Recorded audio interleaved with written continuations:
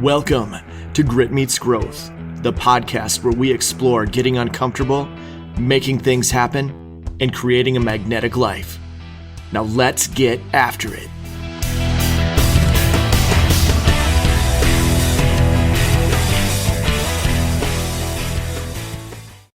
So much gratitude from people listening to episode 1 and the feedback that we got on the launch. So much gratitude, much thanks to everybody. Absolutely. The response has been awesome. People have been really supportive and really jumped into this with us, which is great. And we're excited to see where it goes. So today, let's dive into success, failure. What's the difference? What are the similarities? What do they have in common? What is success? Success is an interesting animal. We were talking about this earlier. I feel like the way that I would have defined success when I was younger is very different than the way I would define it now. And the interesting thing is I measured success and what I would have called winning in a very different way when I was 20 than what I did when I was 30 than what I do now. It's changed just drastically. In what ways? So when I was 20, I was very focused on getting an awesome job, driving an awesome car, getting an awesome house. It was all, I had these like measurables that were based on what I was going to get versus what I was going to give. And over time, it's transitioned. And now I would say I measure success by how much I can give, not what I can get. It's been a drastic change in the mindset behind what success is and what that looks like personally. So when you think about that, John, does that mindset and change of your view of success, has it spawned more success? Absolutely. Has it given you everything that you want to get out of life? Yeah, it's completely changed. It's interesting. What I found over time is the more you give, the world just has a natural way of returning the favor, so to speak. I really don't believe that you can give and be generous with whatever it is that you've got to give without having it come back around. It's almost like a boomerang. And that's fun to see. I think the key to it, though, too, is in the giving part, you can't give with an ulterior motive. It's got to just be give to give. And if something comes back, great. If it comes back and it's what you hoped for or what you expected, great. If nothing comes back, the world just works it out. So how about you? Like what does success look like on your side of the world? Much of the same as you're expressing, right? Starting out in career and life and, winning and having been in sales and, running businesses my entire career. You want all of those things, right? And early on in career, it's all about those items, as you mentioned, right? It's the house, it's the cars, it's, the life, right? That you see out there in the world, right? In social media and on TV. Yeah, I want to be that. The reality is today, I just want to be a good person. And as you talked about, that success of giving, right? And helping people achieve their goals. And by helping people achieve their goals, I ultimately achieve my goals through that. It has been that transition. And I think as we get older, I think that transition continues to shift. I look at even just the last year, I'm a completely different person this year than I was in 2020, for sure than I was in 2019. Like my whole attitude has changed on things in a good way. Right. And much of that comes just from giving. And I think giving to ourselves, right. And getting in the gym and the workout routine and giving that time to myself every day, as one example. How is that impacted? So you guys started Octelliant, what is it, a year ago now? Like, Mhm. thereabouts. How has that impacted the way that you run Octelliant and the way that you've built out that business? It's really the same. I mean, the business is really about helping people, right? It's helping people to achieve their goals in security, right? It's helping organizations achieve their goals and secure their businesses, and make it part of the way they run their business versus an afterthought. And so, the way we've structured that is really in helping. I don't want to take the role on for individuals in these organizations. I want to make them better, right? I want to work with those companies that we're working with, and I want to help them get better. I don't want to do the work for them. I want to teach them to do the work and be better in their jobs. Same thing here. We have a very similar mentality at Orange Ball. One of the core values that we put together is push to elevate. And you can always see when you walk into a client the potential that they have. And our job is to push them. And sometimes it's a gentle nudge, and sometimes it's a little bit more aggressive push. But to get them to that next level that we know that they can get to, we see it with kind of have that outside perspective when we walk in the door. It is not only a great way to give, but it's a whole lot of fun. Yeah, and I think there's a lot of failures that go along that whole path. Failures in how we message things, failures in how we deliver certain items, right? The whole idea is that, for me anyway, let's fail fast at something, let's adjust, and let's continue on.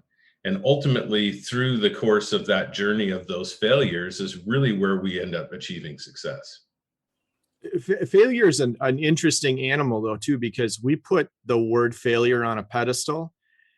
And a lot of businesses, a lot of organizations, a lot of people will say, I want to fail fast. And then when it happens, they get down on themselves and they don't see the failure as a step in the journey. They see it just as a failure, and they get really wrapped up in the miss versus the opportunity that the miss creates. And I think that's the key to it, is making sure that we do look at failure as a positive. And there are negatives that come with it. If we fail for a client or something goes wrong on a project, that's never good. But at the same time, the lessons that can be learned from that are gold if you allow yourself to really pick those out and see them and then make adjustments to run with those. So I agree 100% on that. It's just thinking about an interaction I had yesterday. And one of my buddies texted me. You had to go downtown to meet a prospective client, and they were meeting at a coffee shop. And he texted me. He says, "It really helps when meeting someone to show up on the correct day." And I texted him back and I said, "Call it a practice run." And he goes, "Good call." And really, I think the key of all of that, and my point being this: reframe that negative. yeah, Right? Reframe the negative. What is it? I mean, we could get into all kinds of stuff and get down on ourselves about being there on the wrong day. But the reality is, what did it really cost you? Right? Nothing, right? It was a practice run. Now you know where all of the construction is between your house and where you're meeting, and you know what time it's actually going to take you to get down there, and where you need to park, and all of those things that you may not have had right the first go round. So reframing that mindset. I love that idea of practice runs too. It's something I've had that exact conversation with my kids before. Like, life is a bunch of practice runs, right? It's easy for me to tell that to my kids, but for me, when I get nailed with one of those practice run moments, I need to remind myself of that exact same thing. Those words you just spoke to your buddy are like, we should all be speaking those to ourselves every day. Like, okay, it's a practice run, and tomorrow we'll do it again and we'll do it a little better. There's no way to, if you're going to try and do something big or create something awesome, there's no way to not experience failure along the way.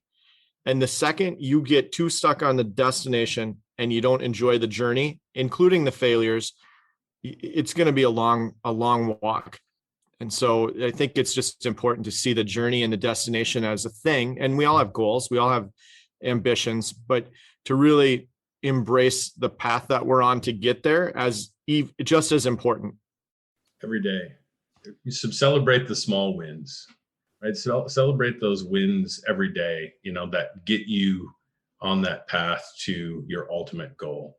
I think so often, and I've been guilty of this as well, right? We set this goal, this, big, hairy, audacious goal that's out there, right? In 3 years. And that's the only thing we're focused on is achieving that goal and the only way to get to that is to celebrate each one of those failures and those wins along the way every single day. I think back to, when my kids were first born, right?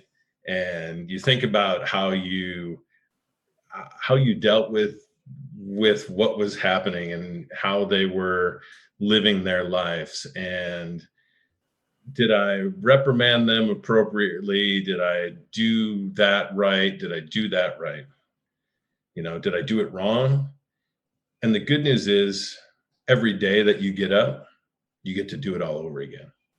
You go to bed at night, you think about those things, and you get to do it differently the next day. And that's so true with everything we do in life. We get a fresh opportunity every day. Have the gratitude, live from a mindset of gratitude to carry you through. If we're thankful, every morning get up and just, thankful to be alive. What a great day, right? The birds are chirping. So it's raining. Big deal. The birds are chirping. It's funny that you bring up gratitude because I just had a conversation yesterday with a group of people about that. And somebody brought up the idea of passive gratitude versus active gratitude. And what they meant by it was passive gratitude would be, say you journal and you have a gratitude journal and you're going to write down the things you're grateful for this morning. That would be more passive gratitude. It's recognizing what you're grateful for and noting it. And then that's kind of where it ends. The active gratitude side, as she explained it, was instead of that, let's go ahead and I'm going to write 5 thank you notes today. And you kind of do this. You send out, we talked about it a little bit in the last episode. You send out those messages to just check in with people, say hello.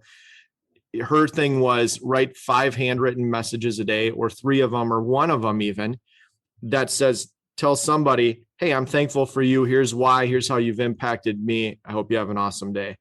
And so that whole concept of gratitude, it's really hard to find yourself in a negative space or get stuck in a failure or just stuck in a hole for that matter, when you're being grateful and you're taking time to realize the things you have that you should be thankful for and that are actually fantastic in your life. And we all have them. It's easy to get stuck in the negative, and we're naturally prone to get stuck in the negative, but we also have the ability to pull ourselves out of that and focus on what we're grateful for and change the mindset.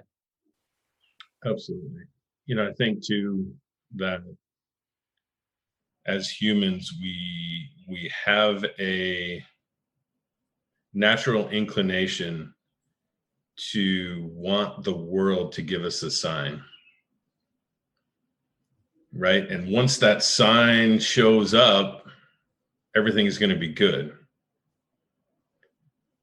The reality is that sign doesn't show up if we don't put the work in, right? If we don't have gratitude and send those messages and send those notes to people and thank people and smile at them when you see them on the street, and all of the living in that gratitude mindset, the sign is never going to show up.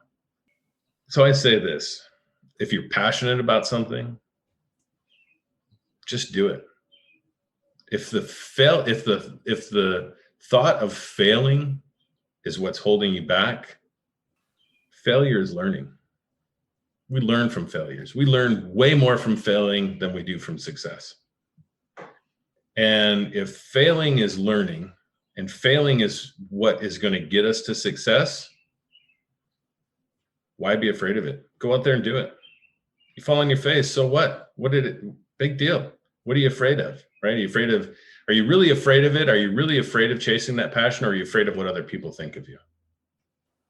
But I'm gonna tap into that for a second. So after my divorce, I spent a lot of time afraid of what other people were going to think of me, and I spent a lot of time in that my marriage failed space, and it was kind of a dark, cold space. I didn't really like it there, and it would have been easy to take that failure and all the fear that generated and turn that into, I'm just going to be a single dude the rest of my life. I'm never going to try that again. It's too hard. It's too dangerous. It's too, what's the word? It's just, there's too much at stake. I don't want to do that again. Right. And there was a couple of moments where my mentality on that changed. And some people have heard me talk about this before, that whole idea of what are people going to think of me. I had a moment walking through the airport in Miami, coming back from a trip to Panama. And it was the first time I had traveled in a long time after my divorce. I'm coming back home. And while I was gone, I didn't have to worry about what people thought of me because nobody knew me. Now I was on my way back to Minneapolis. I was coming back home and I was walking back into the lion's den, almost like I was going to have to deal with what people thought coming off of that failure. And I had this moment dragging my suitcase behind me through that airport in Miami where I'm like, I don't care. I don't care what people think of me. The people who know me and the people who care about me know who I am. The ones who don't and want to talk about me behind my back and say this or that and don't know anything about my story, why do I care? If that's what they're going to do and that's how they're going to be, why do I care what they think? And it made me realize that I was spending a lot of time worrying about what people thought of me that I really didn't care about. I really had, like, I didn't even like a lot of those people, but I was worried about what they were going to think of me. Super upside down. The other thing that came out of that was there was this moment where I realized that if I let my fear paralyze me, I was never going to get to enjoy some of the things in life that would end up being some of the best things in life. Like my marriage to Christina is amazing, and she's the most amazing thing that's happened to me. I could have easily sabotaged that myself and never let that happen just because I was scared. And so that was a game changer. So what you're saying is that fear, getting over that fear, really has made you more magnetic and led to a more magnetic life than you would have had otherwise. Absolutely. And it shows up in business too. I mean, you've started businesses. You're in the startup lane right now. Fear is the reason most people don't do it. They have a fantastic idea. They're excited about it. They're passionate about it, but they get stuck in what if. And what if we spend what if going down these really bad rabbit holes. What if this negative thing happens? What if that negative thing happens? What if this happens? If we spent more time playing what if, and we were like, what if this is raging successful and it turns out even better than what I can see in my head, it would completely change the game. We're playing the wrong what if game. Yeah. Failure equals success, right? Embrace that. But winning too. We have to celebrate those small wins every day. Take a moment to just relish in that win, whatever it happens to be. If it's you're reaching out to a new prospect and you have a great conversation with them, celebrate it. We have to teach ourselves to know what it feels like to win on every level. You got to get that little punch of dopamine that happens in our brains when we win. So find those wins. Those wins may be in failure, right? You may find out, I don't want to do that again. That's a win. That failure is a win. Celebrate it as a win. There's a lot of like that whole topic of celebrating the wins. The one thing that I found is it's so easy to get busy and not make time to celebrate. Like something awesome happens and we immediately move on to the next thing because we don't have 5 minutes to spend celebrating this awesome thing that just happened. Like we have our fantastic quarter, we have a fantastic sale, we have a fantastic conversation. And instead of slowing down just that little bit to grab that and go, that was awesome, we immediately flip the next domino and we're like, okay, I got to get on to the next thing. I'm too busy. That we miss so many awesome things in life because we're too busy to celebrate big things, little things, anything sometimes. Yeah. And I think that really comes down to focus on the right focus, where our focus is, right? And focusing on that gratitude. If we're focused on gratitude and we're focused on gratitude as the foundation of how we're living our lives, then we do slow down enough. We do slow down enough to celebrate those wins. This week has been a really challenging week for me. I've got a lot going on, right? Super busy with work stuff, super busy getting ready for a trip that I'm going on. Just really wrapped up in a lot of that stuff, and wrapped up on where the business is going, and are we doing the right thing, and questioning, are we doing the right thing? Is this where we should be? And then I just stepped back for a second and just thought about that.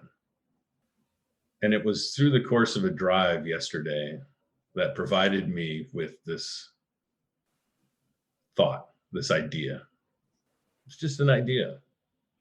And I got on the phone and I called my business partner and I said, I got this idea. What do you think? He's like, yeah, I'm like, heck yeah, I'm all in.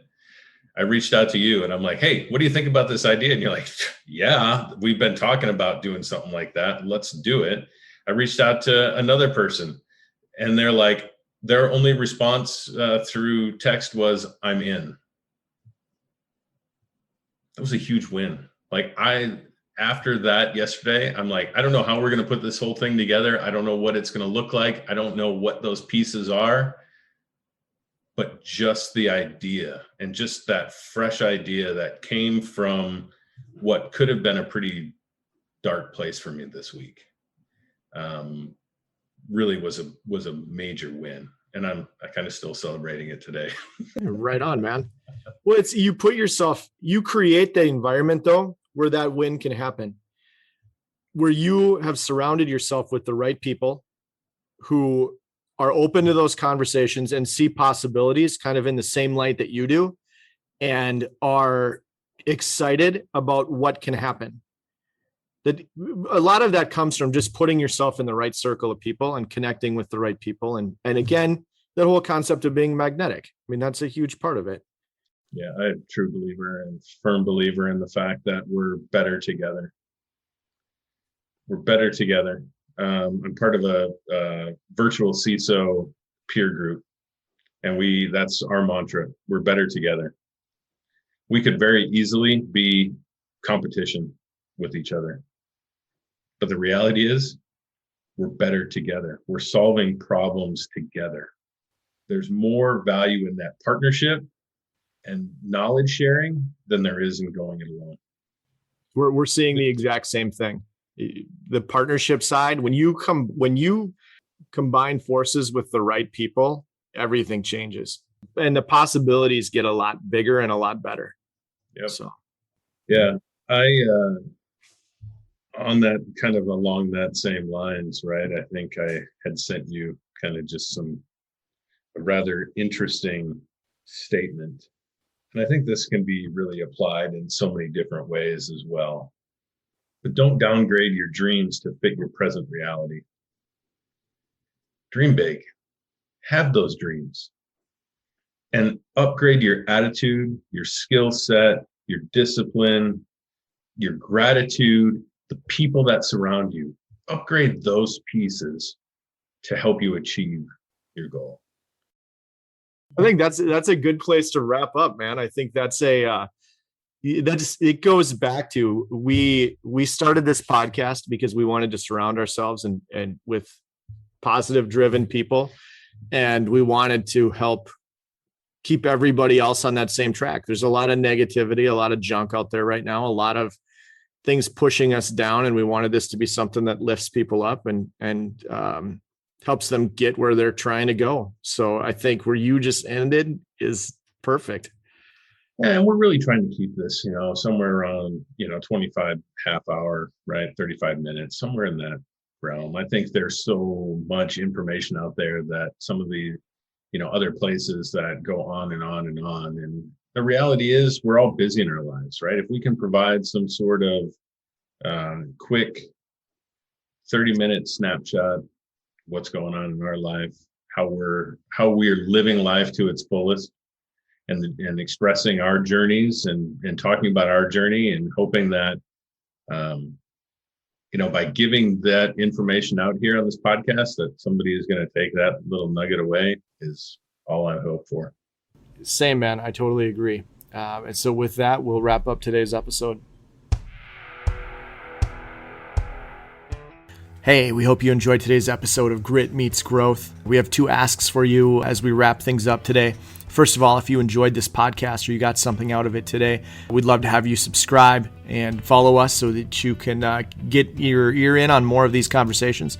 And the second thing we'd love to have you do is, if you heard something today that you think could help somebody else or that they need to hear, we just ask you to share the podcast and let this message be magnetic to as many people as possible. So with that, have an awesome day. Make it happen. Get out there, do the work, and let's get after it.